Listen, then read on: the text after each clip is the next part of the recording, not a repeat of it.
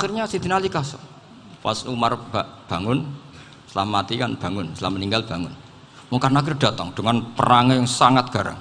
Itu digambarkan Sayyidina Ali, matanya itu kalkidril ghali, kayak apa, kendil yang apa, menganga. Wah seru. Sayyidina Ali senang, paling takut ini Umar. Senangnya bukan main, wah ini mesti takut Umar. Biasa. Ternyata enggak, Umar malah bangkit. Woi Munkar Nakir, kamu tahu menghadapi siapa? Itu betul ya? Kamu itu menghadapi temannya ahabbal khalqi ilallah. Yang diandalkan temannya bukan dia. Kamu tahu yang kamu hadapi, saya ini teman kekasihnya Allah. Jadi boleh kamu mengandalkan Mbak Virjon. Tapi nanti resikonya Munkar Nakir tanya, itu Virjon siapa? Wah itu masalah kan. Makanya syaratnya wali itu harus ma'rufun fis sama. Di langit sudah populer. Jadi di antara syafaatnya Quran itu orang nggak jadi masuk neraka. Jadi syafaat itu ada dua. Dari neraka diangkat ke surga, dan itu bisa lama itu. Tapi kalau syafaatnya Quran itu yang belum masuk neraka supaya nggak jadi masuk neraka. Karena neraka juga punya aturan. Dia juga kena aturan fikih. Jadi loh betul ini. Saya ada guyon. Jadi kena konstitusi apa? Fikih. Sama tak ceritani syafaatnya Quran itu. Ada orang itu beling itu fasik. Itu dia hafal surat Tabarok. Hafal betul. Tabarakalladzi biyadihil mulku wa huwa ala kulli syai'in qadir alladzi khalaqal mauta wal hayata. Pertanyaannya gini, boleh enggak orang menginjek surat Baqarah? Boleh enggak? Enggak. Padahal orang hafal Quran itu artinya ayat itu ada di hatinya. Fa inna wa ta'ala la yu'adzibu qalban wa al-Qur'ana. Allah tidak akan menyiksa hati yang menyimpan Quran, yang jadi flash disknya Quran, yang jadi rekaman Quran. Singkat cerita orang ini hafal. Pas ketemu Munkar Nakir prosedur kan, ini orang fasik mau diantemin sama Munkar Nakir. Prosedur ya, dia kan prosedur standar. Si surat Tabarok akhirnya menjelma jadi seseorang yang gagah berani. Kamu nggak boleh nyiksa orang ini. Saya ini kalamullah. Kalau kamu nyiksa dia berarti nyiksa saya. Kamu berani sama kalamullah. Wah ya tidak berani jadi Munkar Nakir. Tapi orang itu nakal, harus saya gebukin. Tapi kata Quran tadi, tapi saya di situ pasti kena saya. Oh debat, nggak ada lajnahnya ini nggak ikut. Kalau Gus Virjon ikut jadi lajnah. Kalau jadi lajnah pasti kroninan. Kalau santrinya dimenangkan nanti. Akhirnya debat. Ya sudah kita ketemu Allah. Akhirnya Munkar Nakir sama Quran tadi surat Tabarok datang sowan sama Allah. Terus kata Allah, memangnya kenapa Munkar Nakir? Saya harus nyiksa dia karena dia fasik ya Allah. Memangnya kenapa surat Tabarok? Saya ada di situ. Menurut aturan orang tuh nggak boleh injak-injak Quran. Kalau dia nutuk saya, nutuk Quran, itu harus dikasih tahu fikihnya Munkar Nakir. Akhirnya Allah ngendikan gini ke surat Tabarok, ya sudah terserah kamu. Kalau terserah kula Gusti, Munkar Nakir nggak boleh nyentuh orang ini. Ya sudah selamat. Sehingga terus itu sama baca di termasuk mujizatnya surat Tabarok di tafsir Ibnu Katsir banyak. Karena tadi logikanya malaikat itu juga kena aturan fikih. Sehingga banyak ulama termasuk Said Muhammad ngendikan pertanyaan Munkar Nakir itu tidak semua orang kena. Kalau semua orang kena nanti kalau tanya Nabi Muhammad, waman nabiyuka? Kacau kan jawabnya. Nabi kamu siapa? Lu saya ini nabi. Ya kan? Lah nanti kalau pas ketemu Nabi Ibrahim, waman abuka? Jadi repot kan? Makanya ada kiai yang guyon kalau ditanya, "Marabbuka?" Saya ini guru tauhid sembrono. Saya ini ngajar Ummul Barohin, kamu tanya Marabbuka. Masyhur itu keramatnya Imam Malik itu. Ada Ashabu Malik, rajulun min ashabi Malik. Beliau ditanya Munkar Nakir, "Marabbuka manabiuka?" Imam Malik datang, ini seumur-umurnya itu ngajar tauhid. Kok kamu bedai enggak sopan kamu? Nah, kita berharap barokah sampean ngaji nanti itu. Yes. Malaikat itu anak sungkane gitu. Jadi itu ada. Dan saya meskipun guyon itu serius. Bedanya orang alim sama ndak itu di situ. Kalau orang alim itu guyon itu masih bener, masih serius. Coba saya bacakan ayatnya. Ala inna auliya Allahi la khaufun alaihim wa lahum yahzanun. Terus lahumul busyra fil hayatid dunya fil akhirah. Artinya kalau mungkar nangkir dengan penampilan garang gitu, berarti ada ketakutan apa enggak? Ada. Padahal ciri utama walinya Allah tidak ada ketakutan. Makanya itu termasuk dalilnya Sayyid Muhammad, tidak semua orang alami seperti itu karena wali-wali itu la khaufun alaihim wa lahum yahzanun. Wah anak kiai ketemu karena kerja tidur wedek. Iku dreseke ora kok pertanyaan tok, nek konan santri piye? Lho isen wis kiai dihanjuti mau karena kerja. Malu gak kira-kira? Mesti pelengane konan santri piye? Nak jawabannya gampang karena pernah ngajar tauhid. Makanya Sayyidina Ali ini ceritanya ada di kitab Nurul Dholam, sama lihat di kitab Nurul Dholam karangannya Syekh Nawawi Banten. Itu Sayyidina Ali itu ya, andai kan orang biasa mungkin ya agak-agak hasut, tapi ini wali gak boleh kamu katakan hasut. Dia itu mangkal sama Umar. Orang kok setiap orang pernah dibentak, apa dia berani bentak Munkar Nakir? Penasaran dia. Bagaimana kerengnya Umar itu berlanjut enggak gitu kira-kira. Akhirnya minta, ya Allah saya minta kasyaf. Ya karena yang minta Sayyidina Ali karena mau wajah dituruti sama kasyaf. Dilihat Sayyidina Umar pas meninggal itu. Jadi hasud itu ya kadang penting asal baik. Loh betul bahasa Kanjeng Nabi kadang la hasada illa fisnaten. Itu Nabi membahasakan ya hasad. Gus Firson saja yang nafsirkan ghobtoh itu kan gaya-gayanan sebagai ulama. Aslinya Nabi ngendikannya itu la hasada illa fisnaten. Ulama yang ganti itu namanya ghobtoh. Wong Nabi sendiri nyebut hasad loh, kamu tafsiri ghobtoh. Ya hasad ya hasad. Udah nggak usah ditawil-tawil pokoknya gitu. Kalau sama nggak percaya nggak apa-apa. Kok gitu aja kok repot. Karena sama nggak percaya kemungkinannya dua. Satu nggak ngerti. Dua sama-sama alim kan dari awal kalau sama-sama alim kan laisali alimin ayuqallida aliman akhor. Kita nggak perlu saling mengikuti. Ngapain hasud? Biasa aja. Akhirnya Sayyidina Ali kasut. Pas Umar bangun, setelah mati kan bangun, setelah meninggal bangun. Munkar Nakir datang dengan perang yang sangat garang. Itu digambarkan Sayyidina Ali matanya itu kal kidril ghali. Kayak apa? Kendil yang apa? Menganga. Wah, seru. Sayyidina Ali senang, paling takut ini Umar. Senangnya bukan main. Wah, ini mesti takut Umar. Biasa. Ternyata enggak, Umar malah bangkit. Woi, Munkar Nakir. Kamu tahu menghadapi siapa? Itu betul ya? Kamu itu menghadapi temannya ahabbal khalqi ilallah. Yang diandalkan temannya bukan dia. Kamu tahu yang kamu hadapi, saya ini teman kekasihnya Allah. Jadi boleh kamu mengandalkan Mbak Virjon. Tapi nanti resikonya Munkar Nakir tanya, itu Virjon siapa? Wah itu masalah kan. Makanya syaratnya wali itu harus ma'rufun fis sama. Di langit sudah populer. Makanya dulu ada orang yang saking seninya Abdul Qadir ditanya apa saja jamnya Abdul Qadir Al-Jilani itu aman karena beliau populer. Makanya program kita harus populer dulu di langit. Nah, itu nanti kalau dicatut oleh santri-santri nggak apa-apa. Kalau nggak populer nanti dicatat itu siapa? Masalah ini. Umar itu yang dibanggakan itu, kamu tahu saya siapa? Ya enggak tahu, saya ini temannya kekasihnya Allah. Temannya Muhammad, iya Muhammad Rasul. Wah mikir, waduh, repot. Loh di dunia aja gitu kan, temannya presiden, temannya panglima, apalagi ini temannya Sayyidul Awalin wal Akhirin. Di dunia aja bilang temannya presiden, menteri orang sudah takut, apalagi ini temannya Sayyidul Awalin. Hanya Munkar Nakir terus konfirmasi sama Allah, gimana ya Allah ini ngadepi. Sebetulnya yang diandalkan itu temannya, bukan dia. Wah, akhirnya sama Allah dibilang, ya bu, ya sama seorang seperti itu bu yang sopan. Terus semenjak itu Munkar Nakir itu nggak selalu berpenampilan seperti itu, sangat. Jadi semoga itu konsisten sampai nanti.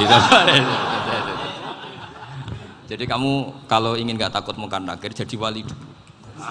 Karena syaratnya tadi hanya wali sing la khaufun alaihim wa lahum yahzanun lahumul busyra fil hayatid dunya fil akhirah.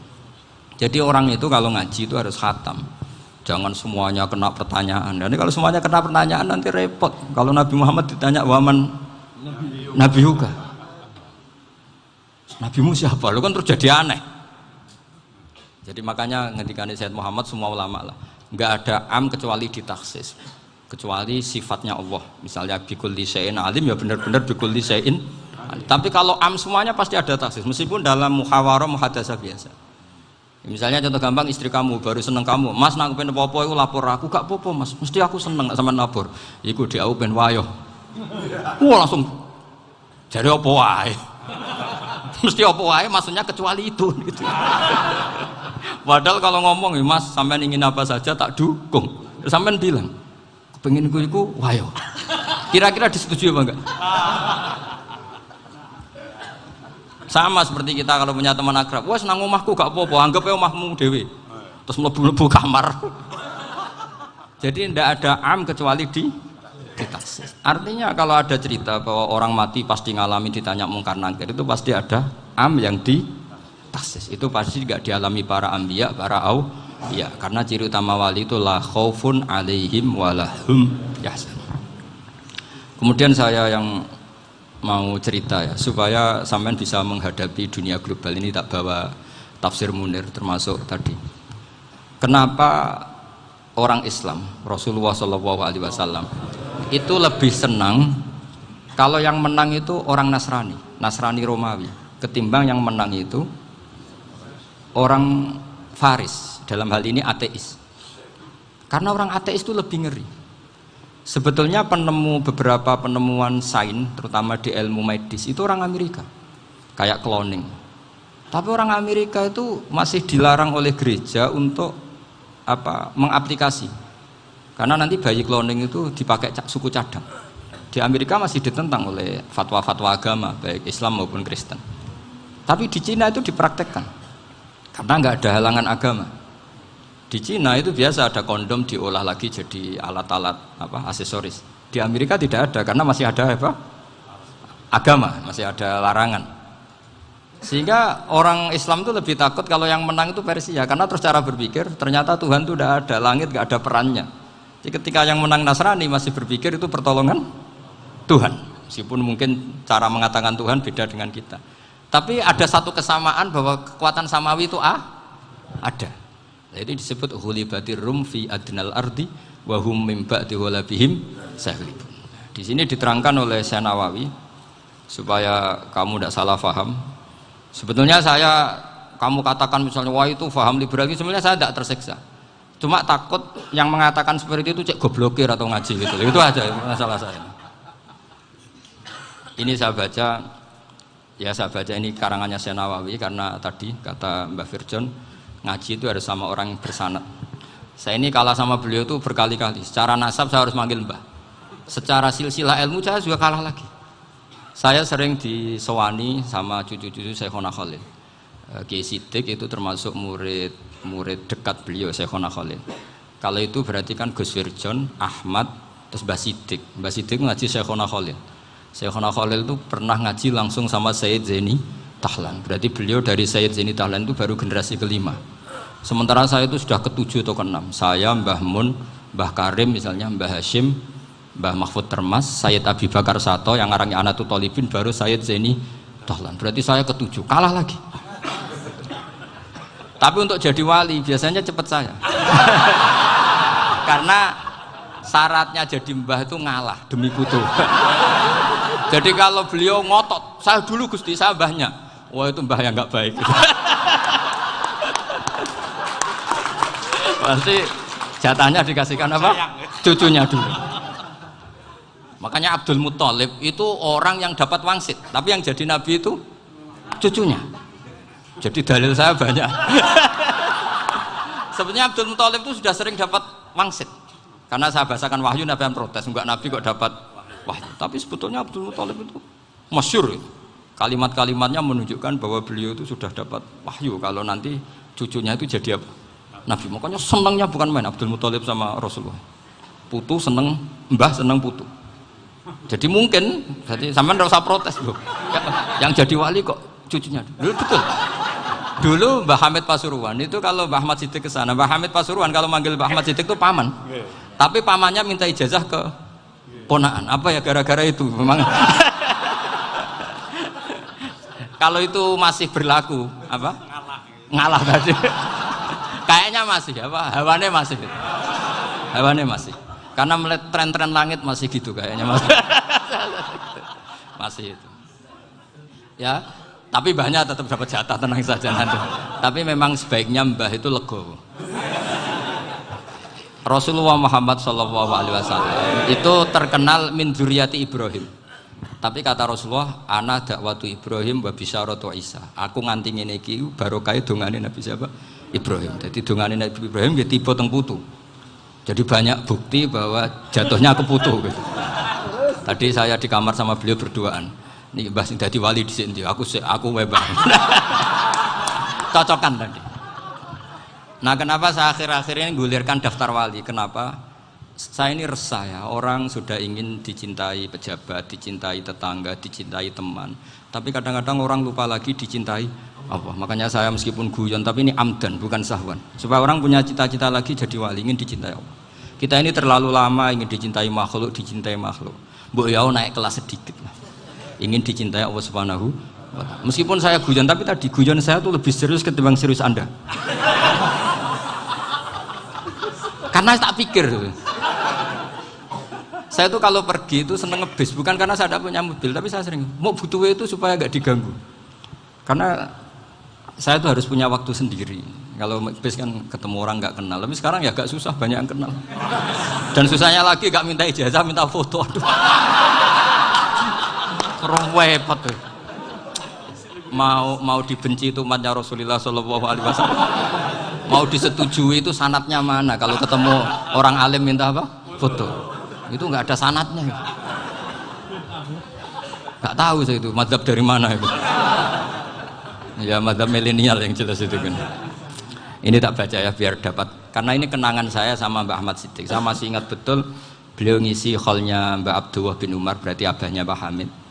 Karena mbah saya itu Fatimah binti Khalid bin Umar. Kalau Mbak Hamid itu Hamid bin Abdullah bin Umar. Itu saya masih ingat betul zaman itu Mbah Hamid siap khol di Lasem itu rawuh dan saya derek mbah saya karena masih misanan datang ke Lasem.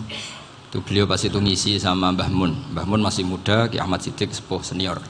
Itu beliau cerita bahwa dulu ketika Indonesia dijajah Jepang itu para kiai mimpi dibacakan ayat ghulibatir rum fi adnal ardi wa hum min ba'di ghalabihim. Terus ada kiai yang tanya, takwilannya gimana? Ya nanti Jepang pulang bukan karena kita yang mengalahkan, tapi Jepang ada yang mengalahkan sendiri, meskipun tidak kita. Kayak dulu Faris tidak dikalahkan Islam, tapi dikalahkan Romawi, tapi yang senang umat Islam. Wa yauma idzi yafrahul mu'min.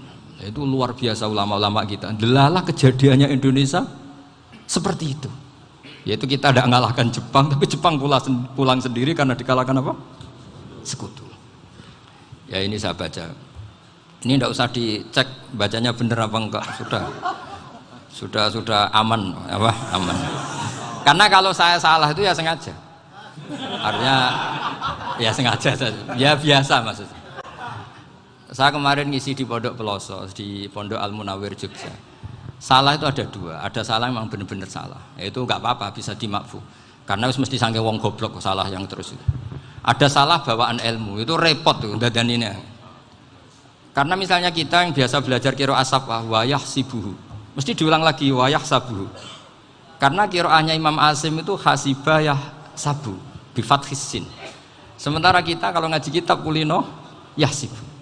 Sehingga kita yang biasa belajar safah itu kalau baca kitab itu kayak orang bingung. Kadang-kadang yang ngaji juga bingung. Gus Pak mau di bulan pilih ini. Ya tepat-tepatan. Ada yang mengatakan Gus Pak bingung. Ada yang mengatakan Gus Ba alim alamah, ya tepat-tepatan nasib tadi. Karena memang ya sab'ah memang seperti itu. Misalnya kufuan itu Imam Asim baca kufuan. Tapi beliau punya murid namanya Syu'bah. Itu kalau baca kuf'an. Makanya kita itu, ini kan khataman Quran ya. Jadi saya menyinggung sedikit tentang qiraah sab'ah. Tadi beliau juga sudah tak kasih kitab saya Hifdzuna Liyadal Mushaf. Sama tak ajari latihan sab'ah. Memang angel ya. Makanya yang nggak bisa itu wong pinter. Sudah tahu angel ya nggak usah diteruskan kan. Orang menghindari barang angel itu pinter apa goblok? Pinter.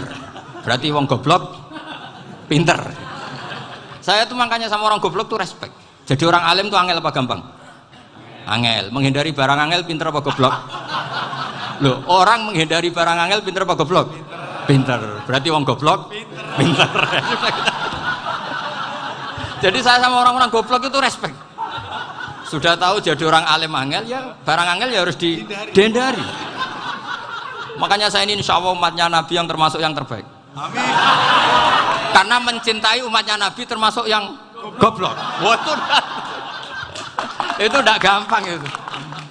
Karena tadi sudah tahu ya, seperti itu loh orang naik panjat pinang itu yang naik karena ingin hadiah. Yang nonton sudah tahu, wah licin kok dinaikin mau keplodok ya. Tapi orang sepakat yang nonton juga pinter karena sudah tahu ribet kok. Tukun yang pasar kena lah apa mana. Sama juga gitu. Ngalim tafsir angel, ngalim fikih angel, karek ngaji ngerekam kan gampang. Itu pinter apa goblok? Pinter. Iya. Makanya kula niku mbok burohno ngono tok. Saya tadi dinasihati Mbak Firjon, muga-muga hati saya selamat. Saya itu meskipun kata orang banyak, muhibbin saya banyak, tapi saya insya Allah tidak riya. Saya itu pakai kitab namanya Tasbidul Fuad, itu karangannya Said Abdul Al-Haddad.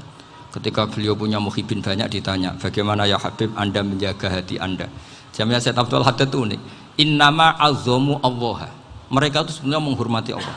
Cuma butuh sarana, dan itu saya. Jadi saya tahu sampean semua itu mencintai Quran, mencintai sunnah Rasul, mencintai hadis-hadis Rasul. Cuma sampean kan karena nggak paham, terus manfaatkan saya. Jadi sebenarnya saya ini korban. Korban. Jadi saya mau riak gimana? Korban kok mau. Bangganya di mana tuh? Coba sampean misalnya ngaji tafsir, belajar sendiri kan susah. Terkibnya susah, maknanya susah. Bahkan beli kitabnya kadang nggak kuat. Loh, untuk jadi alim tafsir itu kan harus beli kitab. Loh, saya sering belajar kitab itu jutaan. Tafsir Tobari, saya pernah beli kitab Fakhrur Razi itu berapa coba? 27 jilid. Karangannya Fakhrur, belum karangannya ulama modern, Imam Sya'rawi. Itu berapa jilid? Itu jutaan. Saya kemarin juga dihadiahi kitab Pak Quraish Shihab namanya Faidul Bari fi Syarhil Bukhari. Pak Quraish Shihab yang terkenal. Dia sering diskusi sama saya. Saya ngasih hadiah beliau ngasih hadiah saya. Oh itu harganya nggak kuat. Tidak kuat kadang di Indonesia nggak ada coba. Dan sama orang hebat menghindari kesulitan itu. Nah, kesulitan itu, sebab ngaji ikut, kalau nggak paham dirukok rekamannya sudah gitu.